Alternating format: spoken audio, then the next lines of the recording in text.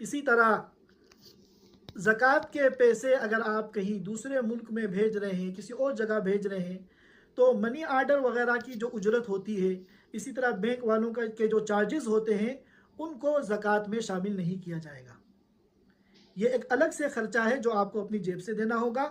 Bank के charges और money order वगैरह का ख़र्चा जो है वो ज़कात में शामिल करना जायज़ नहीं है। इसी तरह हमने एक मसला बताया था कि जब हम अपनी ज़कात निकालेंगे और अपने सारे मालों को जमा करके उसका टोटल करेंगे, तो फिर हमें यह भी देखना है कि हम मकरूज़ तो नहीं। अगर हमारे ऊपर कर्ज़ा है तो फिर हम उस कर्ज़े को निकालेंगे, कर्ज़े की मिक़दार अलग करके फिर जो बचेगा उसका 40वां हिस्सा ज़कात देंगे।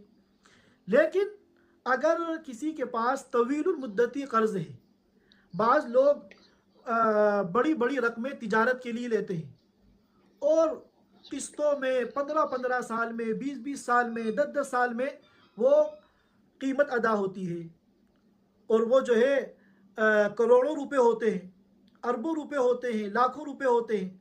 तो अगर हम अपने माल की ज़कात का हिसाब लगाने के वक्त वो करोड़ों रुपए निकाल देंगे तो यहाँ तो माइनस हो जाएगा, हमारे ऊपर कभी भी ज़कात फ़र्ज नहीं होगी।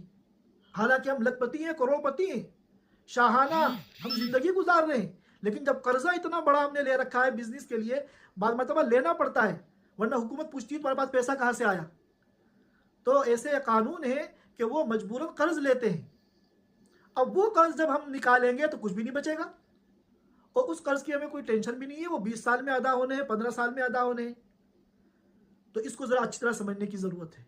ये अगर हम इस तरह कहेंगे कि भाई कर्जा निकालने के बाद अगर बकदरे निसाब नहीं बचा तो ज़कात फ़र्ज नहीं है, तो दुनिया के बड़े से बड़े बड़े करोड़पति जो है उनके ऊपर ज़कात ही फ़र्ज नहीं होगी। तो उसका मसला यह है कि सारा कर्ज अलग नहीं किया जाएगा, बल्कि सिर्फ 1 साल की जो किस्त है, पूरा कर्जा तो 15 साल में, 20 साल में अदा होना है, सिर्फ 1 साल की जो किस्त है उस कर्ज की, सिर्फ उसको अलग करेंगे। उसको अलग करने के बाद आपकी मिल्कियत में जितना माल है उसका 40वां हिस्सा ज़कात निकाली जाएगी। हाँ, अगर 1 साल की किस्त अलग करने के बाद अब बकदरे निसाब नहीं बचता, 2200 रियाल से भी कम रह गया, तो जाहिर है फिर ज़कात उसके ऊपर नहीं होगी।